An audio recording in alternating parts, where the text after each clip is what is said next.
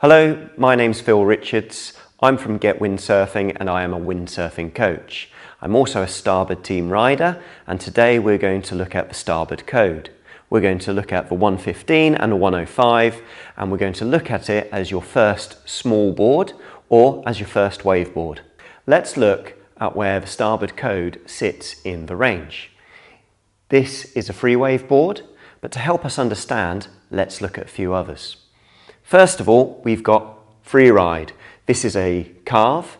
It's designed to be early planing. It's designed to be fast and easy to use. If we go the other end of the spectrum, we're going to look at something maneuver orientated like a wave board. The focus on this is to be very mobile on a wave.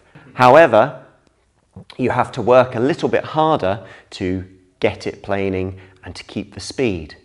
If you have a free ride board and a wave board having a baby, you get the Kode Freewave, which offers a fantastic blend of the ease of use, fast characteristics of a free ride and the mobility of a wave board. Who's the code for? We see a lot of students using the codes as a free wave board because it's so versatile. For many people, it can be their first board, particularly if you're small, like myself, or a small lady, or some children. They might be on holiday using a bigger board to learn. Then when they're ready to go home and get their own, they might choose to use a larger size code as their free ride board. The compact shape means it's much easier for them to move around. The code is also a really great board as your first wave board. Often going out in coastal conditions, in the waves, you need something that's fast and easy to use. And the code ticks those boxes. You jump on it, it planes early, and it gets you out past the waves. If you want to ride waves, you've first got to get out past them and you've got to catch them. And these boards allow you to do that. The nice thing about it though is once you have caught that wave, they're really maneuverable as well. We've got two different sizes and visually they have different shapes. We've got the 115, and just looking at it you can see that the nose and the tail are slightly more squared up. As you look at the 105 you can see that it's a little bit more pointy and a bit more of a pin towards the tail. This is designed for probably bigger riders on the wave, and that extra width in the tail helps you to have more stability, especially at low speed when you need it. For 105, where a bigger person would use in higher wind, you don't need that wide tail, so you've got more maneuverability, but also if you're a smaller person, you'll find it much easier to turn. Let's look at the different options for tuning the code. If you have a look on the board, you can see you've almost got some instructions and everything's been color coordinated. We've got options for free ride with the dark blue, free wave with the light blue, and we've got white for wave.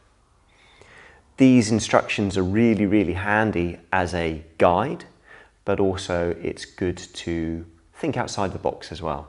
Be versatile and experiment. To begin with, we're going to look at the foot straps. When everything is close to the center line and further forwards, so you have more buoyancy underneath you, it's going to be easier to use. So for those who have this board for the first time, or for a bigger person using it as a wave board, I'd advise to try and have your foot straps further forwards and in the middle, maybe on the free wave setting. If you're looking for more maneuverability, you want to get your weight over the fins a little bit more and maybe towards where the board narrows, moving back towards the white holes for waves will give you more maneuverability and the potential for more speed as well.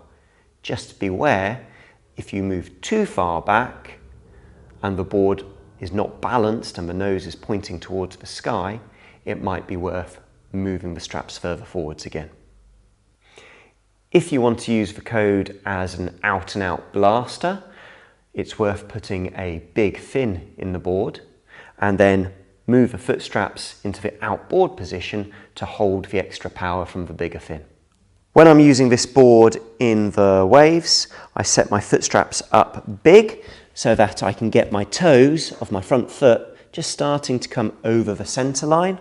This means it's going to be easy and quick for me to get pressure on my toe side rail and my heel side rail, giving me lots of control. It also means that I can get out of the foot straps easily as well. Back foot also very big so that I can get my toes right the way over the other side of the board, and as much as my foot into the foot strap without pushing my whole foot through. Foot goes in easy, foot goes out easy. You can't completely eliminate risk, but we can manage it. If you're scared of getting stuck in the foot straps, I advise having your foot straps big. This will make them easy to use and it will give you more control over the board. You can adjust the width of the starboard foot straps really easily by using the washers on the inside. The hole is drilled slightly to the side so that one side is thicker than the other. If you want your foot straps to be as wide as possible, make sure that the thin edge is on the inside. If you want to narrow your straps slightly, turn the washer around so that the thicker edge is on the inner side. Like with the foot straps, you can see that we have instructions on where to put the mast foot. It's been colour coordinated. So we've got dark blue for freeride, light blue for freewave, and white for wave. To start with, if you're unsure, I'd go in the middle, in between the light blue crosses for freewave. This will give you a nice all-round performance. If you are looking for more speed and manoeuvrability, try moving the mast foot back into the white section for wave.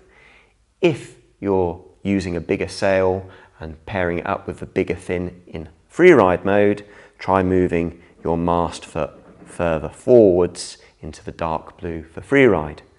When you're making these changes, it's worth keeping in mind that we're looking to achieve the board being trimmed and balanced. Moving everything back will increase your speed and manoeuvrability. Moving everything back improves your speed and manoeuvrability. However, if you destroy your balance and your trim, this has a negative result. You will need to then move the mast foot forwards. If you're looking for more control, try moving the mast foot forwards, but if everything's feeling a little bit slow and sluggish, move it back a bit. I'm going to show you how I set up the 105 code for myself as a large wave board for chasing around my students. It's a big board for me, so I need to make it as manoeuvrable as possible. I weigh anywhere between 71 kilos when I'm light or 75 kilos when I'm heavy. To make this board respond and react the way I want it to, I move the foot straps back so I have more direct control over the fin, and also the board is a little bit more narrow towards the back, which makes it easier for me to turn. I then balance my foot strap position with my mast foot. I'm looking to achieve balanced trim so the board rides flat and level.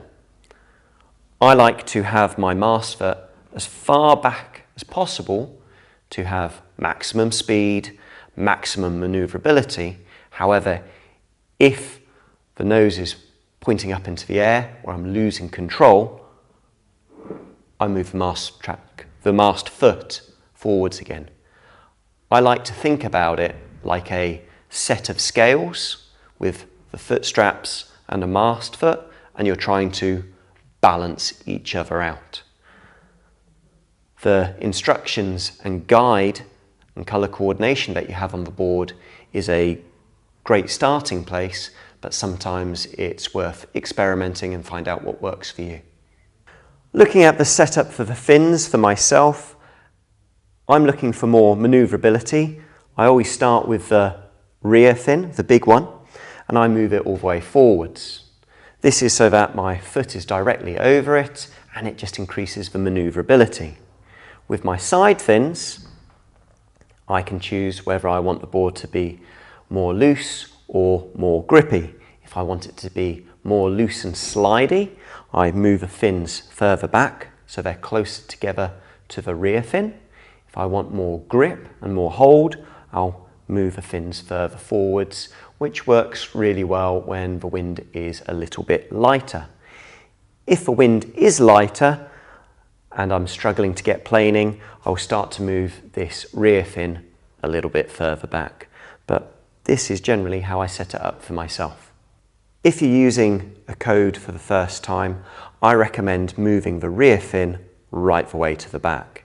This is going to make the board faster, and it's also going to help the board to get planing.